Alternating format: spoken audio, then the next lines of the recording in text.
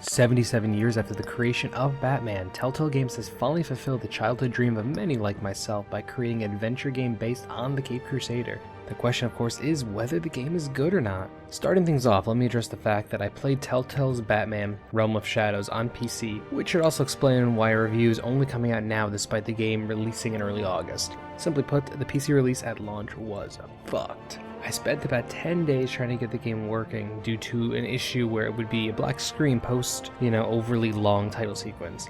After hours of troubleshooting, I ended up just giving up. I was done. That is until the other night when I double-clicked on the game purely by accident. The game suddenly loaded in, again after that overly long title sequence, and we were off to the bat races. Now, this overly long preamble about rampant technical issues aside, Telltale's Batman, as of episode 1 at least, is pretty damn good. If you've played a Telltale game in the last 5+ years, you're probably already aware of the Telltale formula, which Batman doesn't really do much to break from. The combat is improved from Telltale's Game of Thrones, though still kind of clunky. The graphics push up against The Wolf Among Us in style, which really is sexy on that batsuit, and the pace of movement is glacial at best. But as a plus, you rarely actually have to walk. I guess that's a plus to some people.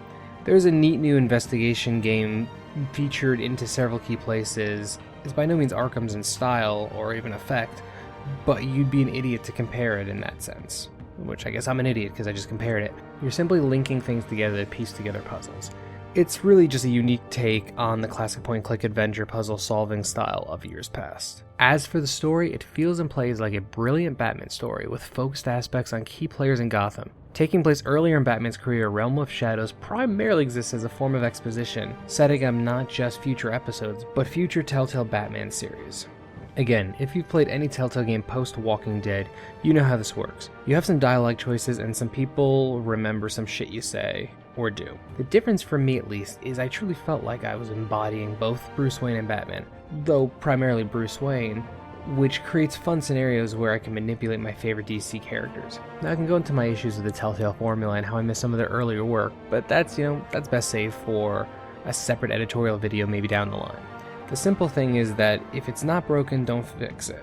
Though some would gladly argue that the formula is cracked, if not broken entirely. No matter what, Batman Realm of Shadow makes for a fun take on the Dark Knight, presenting both him and his alter ego Bruce Wayne in a different light than we may be used to.